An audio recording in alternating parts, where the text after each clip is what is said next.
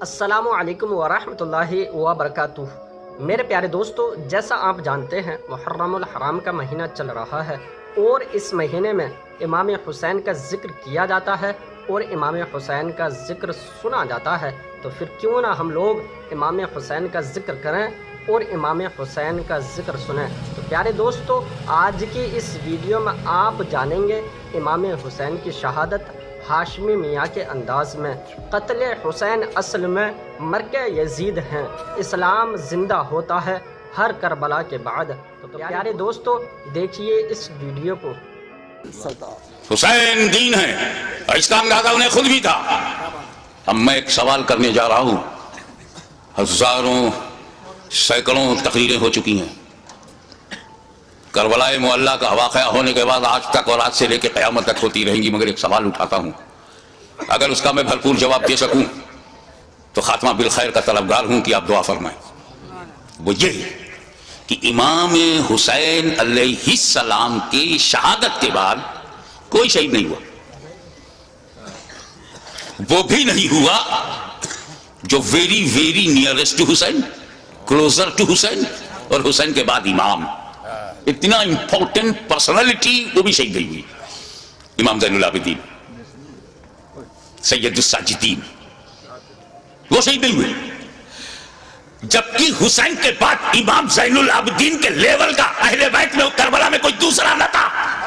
توجہ چاہوں گا، جس امامت پر زین العابدین فائز تھے، وہ امامت نہ علی اکبر کے پاس تھی، نہ وہ قاسم کے پاس تھی، نہ عباس علم بردار شاہکار وفا کے پاس تھی، جو امام زین العابدین کے پاس۔ تو حسین کو مارنا امامت کی وجہ سے اگر ضروری تھا تو امام زین العابدین کو اس کے بعد شہید کرنا اور بھی ضروری تھا۔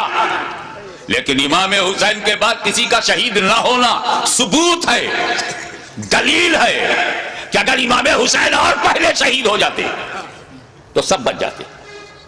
پھر امام حسین نے شہادت میں تاخیر کیوں کی؟ ان کی جگہ خود بڑھ جاتے اور امام حسین شہید ہو جاتے، تو جیسے امام حسین کی شہادت کے بعد وقت کا امام شہید نہیں ہوا، یہ بچے بھی شہید نہیں ہوتے، نہ امام حسن کا بیٹا شہید ہوتا، نہ امام حسین کا بیٹا شہید ہوتا۔ پھر امام حسین نے گردن دینے میں تاخیر کیوں کی اور بالکل آخر میں کیوں اپنی گردن دی؟ اس کا جواب، تم نے تو اہل بیت کو پہچانا ہی نہیں، جیسا سوچتے ہو ویسا ان کو بھی سمجھتے ہو۔ ارے پاک کی اولاد ہے، پاک ہے، پلیت کی سمجھ میں کیسے آئے؟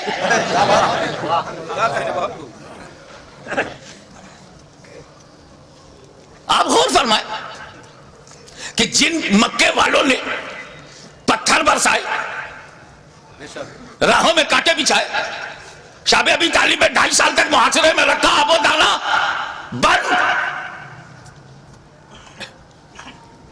13 سال تک مسلسل ظلم و ستم کا ایک نہ ختم ہونے والا سلسلہ۔ لیکن 8 سال کے بعد جب مدینے سے مکہ نبی کریم لوٹے ہیں، مکے کی پوری رجم بدل گئی، سارے ظالم، سارے اتیاچاری سامنے کھڑے ہیں، مگر نبی سب پر رحمت کی نظر ڈال رہے ہیں۔ وَأَنْتُمُ الطُّلَقَاءُ، جاؤ تم سب آزاد ہو، میں نے معاف کر دیا۔ ظالموں کو معاف کرنے والی نظر، مزاج، اسی رحمت للعالمین کا یہ نواسا ہے، جس کا رسول رؤوف الرحیم ہے، نہیں چاہتے کہ کوئی بندہ جہنم میں جائے۔ ان کا نواسا کب چاہے گا؟ دشمن صحیح، مگر یہ جہنم کی تعداد بڑھی تو میرا کیا فائدہ؟ موقع دو سدھرنے کا، موقع دو سنبھلنے کا، اپارچونٹی دو گائیڈنس پانے کا۔ مقصد یہ تھا، یزیدیوں تم کسی کو قتل نہ کرو، اسی میں تمہاری بھلائی ہے، اسی میں تمہاری بچت ہے، فلاح ہے۔ بدل دو اپنے ارادے کو، بدل دو اپنے خیالات کو، اہل بیت کے خون سے اپنی تلواروں کی پیاس نہ بجھاؤ۔ خطبہ دیا، سمجھایا، موقع دیا، لیکن محسوس ہوا کہ یہ سب بے شرمی کی انتہا کو پہنچے ہوئے ضدی، یہ کلاب الدنیا بھی ہے، کلاب النار بھی، یہ دنیا کے کتے، جہنم کے کتے بننا چاہتے ہیں۔ بھی رحمت للعالمین کا نواسا، رحمت عالم کا پروردہ نظر کردہ اپنے دشمنوں کو یہ بھی موقع دے رہا ہے کہ اگر تم کچھ لوگوں کو قتل کر کے اپنی تلوار کی پیاس کو بجھانا چاہتے ہو تو لو میں تمہیں حر دے رہا ہوں، لو میں تمہیں وعد دے رہا ہوں، لو میں آمان دے رہا ہوں، لو میں اپنے انصار دے رہا ہوں۔ اگر اس سے بھی تسلی نہیں ہوتی تو لو میں تمہیں قاسم بن حسن دے رہا ہوں، اب بھی تسلی نہیں ہوتی تو لو علی اکبر کی جوانی لے لو، اب بھی تسلی نہیں ہوتی تو عباس کے بازو لے لو، اب بھی تسلی نہیں ہوتی تو علی اصغر کا خون لے لو، لیکن مجھ تک جلدی مت کرنا۔ میں رحمت عالم کا نواسا ہوں، رحمت بھری نظر سے تمہیں مہلت دے رہا ہوں، مجھے مارنے میں عجلت مت کرنا۔ اگر تم اتنے لوگوں کو شہید کر کے رک جاؤ، تائب ہو جاؤ، تو میں رحمت للعالمین کا نواسا ہوں، بیٹا ہوں، میں محشر میں تمہارے ان گناہوں کی مغفرت کروا سکتا ہوں، کیونکہ علی اکبر کا قاتل قاتل مومن ہے، عباس کا قاتل قاتل مومن ہے، قاتل حر قاتل مومن ہے، قاتل علی اصغر قاتل مومن ہے۔ قتل مومن شدید ترین گناہ کے باوجود مغفرت میں کروا سکتا ہوں، مجھے مارنے میں جلدی نہ کرنا۔ میرا قتل قتل مومن نہیں، قتل دین بن جائے گا، اور قاتل دین کی مغفرت نہیں۔ لیکن جب یہ محسوس ہونے لگا، ختم اللہ علی قلوبہم وعلی ابصارہم، جب اللہ تعالیٰ نے ان کی سماعت پر، ابصار پر، بصارت پر پہرا بٹھا دیا، مہر لگا دیا، اور حجت تمام ہو گئی، جتنی مہلتیں دینی تھی دی جا چکی، جتنی مواقع فراہم کرنے تھے ہو چکے، جتنی بار ضمیر کو جگانا تھا جگا چکے، لیکن ان مردہ دلوں میں ٹس سے مس جب کوئی نہیں ہوا تو بالآخر فیصلہ وہی ہوا، اے نانا جان جو میں نے وعدہ کیا تھا نبھانے جا رہا ہوں، اے پدر بزرگوار خیبر شکن جس نیت سے آپ نے پرورش کی ہے اس مقصود کی طرف جا رہا ہوں، اے مادر مہربان خاتون جنت جو سمجھ کر آپ نے دودھ پلایا تھا آج اس کا حق ادا کرنے جا رہا ہوں۔ نتیجہ کیا ہوا؟ خیمے میں گئے، اپنے والد کا، اپنے نانا کا کپڑا لیا، سر پہ امامہ باندھا، اور زیب تن ہو کر دلدل پر بیٹھ کر خاندان کو آخری سلام کر کے میدان کارزار میں حسین اتر پڑے۔ ایر لگائی، گھوڑے کو ناز ہے کہ آج امام میرے اوپر ہے، امام کو ناز ہے کہ گھوڑا بھی میرا وفادار ہے۔ چل پڑے، امام نے یزیدی لشکر پر جب حملہ کیا، وار کیا، یزیدیوں میں انتشار پیدا ہو گیا۔ حیدری کچھار کا شیر نر جب بفر کر زیادی بھیڑیوں پر حملہ آور ہوا تو کشتوں کے پشتے لگا دیا، لاشوں کا ڈھیر لگا دیا۔ بھوکا پیاسا حسین کھاتے پیتوں کو کاٹتا ہوا چلا جا رہا ہے۔ تلوار چمکی، ہوا میں لہرائی تو ایسا نہیں لگتا تھا کہ حسین کے تنہا ہاتھ میں اکیلی تلوار ہے، ایسا لگتا تھا جیسے آسمان کی تمام بجلیاں تلوار میں سما گئی ہوں، ایسا لگتا تھا کہ ستاروں نے اپنی جگہ چھوڑ کر ذوالفقار کی دھار میں آ گئی ہوں، ایسا لگتا تھا کہ آدم کا ہاتھ دعا کے لیے اٹھ گیا ہو، ایسا لگتا تھا کہ نوح کی کشتی اپنے نجات کا رخ دیکھ رہی ہے، ایسا لگتا تھا کہ دریائے نیل میں فرعون غرق ہو رہا ہے، یزیدی تباہ ہو رہے ہیں، ایسا لگتا تھا جیسے کعبے کا رخ قبلہ، کعبے کا رخ کعبہ کی طرف ہو گیا ہو۔ ایک جگہ جمع ہوا کعبہ متحرک کعبے کو دیکھ رہا ہے، ایک جمع ہوا کعبہ متحرک کعبہ کو دیکھ رہا ہے۔ محبتوں کا قبلہ، عقیدتوں کا کعبہ یزیدیوں کے مقابلے میں کھڑا تلوار چلا رہا ہے۔ ایسا لگتا تھا کہ حسین کے بازو میں حیدر کرار کا بازو سما گیا ہو، ایسا لگتا تھا جیسے فاطمہ زہرا کا دودھ حسین کی رگوں میں نیا خون بن گیا ہو، ایسا لگتا تھا آپ نعرہ بند کیجئے، ایسا لگتا تھا جیسے تمام جنہ انتظار دے رہے ہیں، داد شجاعت دے رہے ہیں، اور ان کی دعاؤں میں فرشتوں کی آمین شامل ہو گئی ہو، ایسا لگتا تھا کہ صداقت سمٹ گئی ہے، ایسا لگتا تھا کہ عدالت نے پکڑ لیا ہے، ایسا لگتا تھا کہ سیادت نے اپنے جلوے دکھا دیے ہیں، ایسا لگتا تھا کہ تنہا حسین میں جرأت موسیٰ بھی ہے، استقامت ابراہیم بھی ہے، ارادہ اسماعیل بھی ہے۔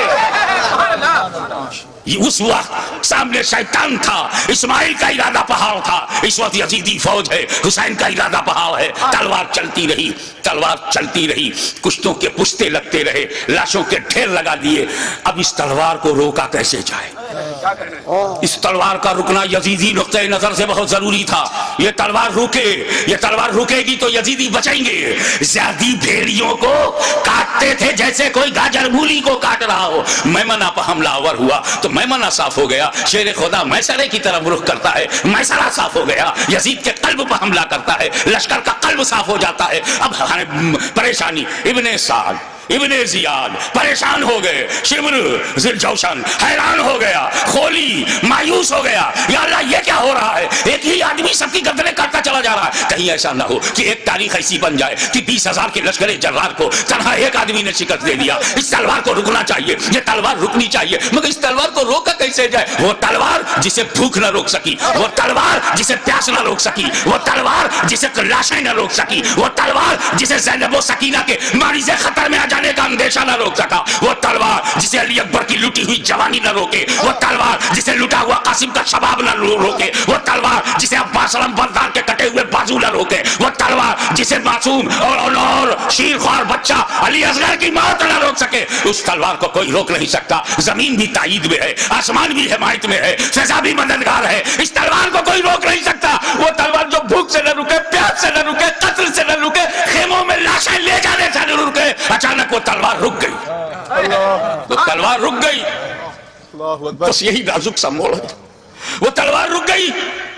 بھوک سے نہیں, پیاس سے نہیں, شہیدوں کی شہادت سے نہیں, بہو بیٹیوں اور بہنوں کے خطرے میں جانے کے اندیشے سے نہیں رکی. وہ تلوار اس لیے رک گئی کہ نماز کا وقت ہو گیا. نماز کا وقت ہو گیا. اتر پڑے زخمی, تیروں سے بدن چھلی, نیزوں کی مار. علی کا ایک شیر ان جنگلی کتوں میں گھر گیا. آپ جانتے ہیں واقعی ایک شیر ہو, اس کو 2000 کتے گھیر لے تو کن کن کتوں کو مارے. زخموں سے چور, ہر بدن کے ہر حصے سے لہو. یہ کیسا وضو ہے میرے امام؟ ہمارے لیے, امت کو بچانے کے لیے رسول پاک نے پیٹ میں پتھر باندھ کے جو امت بنائی تھی اس کو بچانے کے لیے اتنی بڑی قربانی.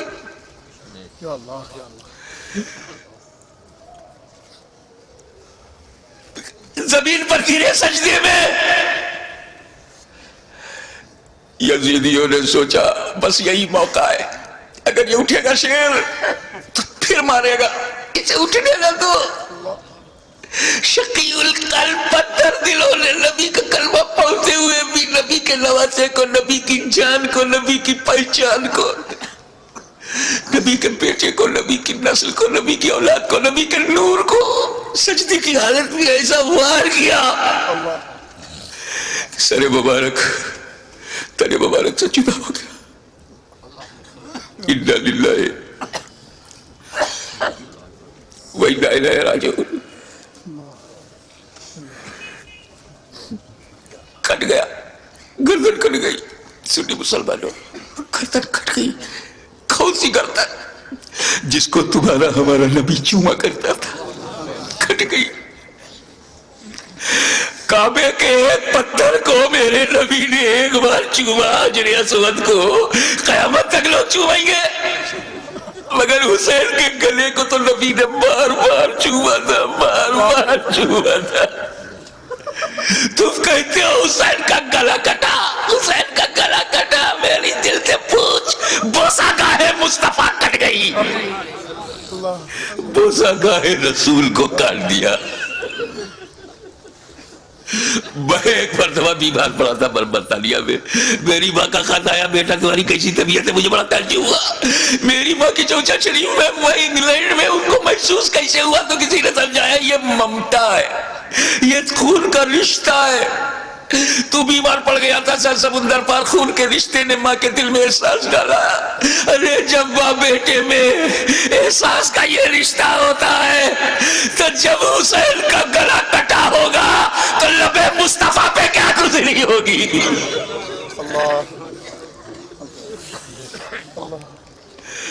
حضرت عبداللہ ابن عباس روایت کرتے ہیں جو بحقی میں ہے، مشکات میں ہے،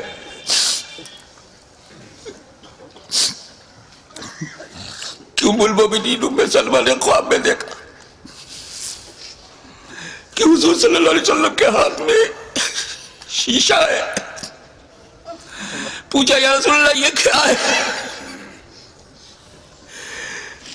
کہا یہ میرے بیٹے حسین اور کربلا کے شہیدوں کا خون میں صبح سے اس میں جمع کر رہا ہوں.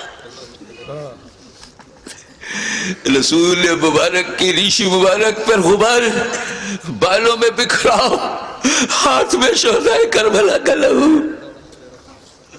کتنا دل دکھ گیا ہوگا رسول پاک کا.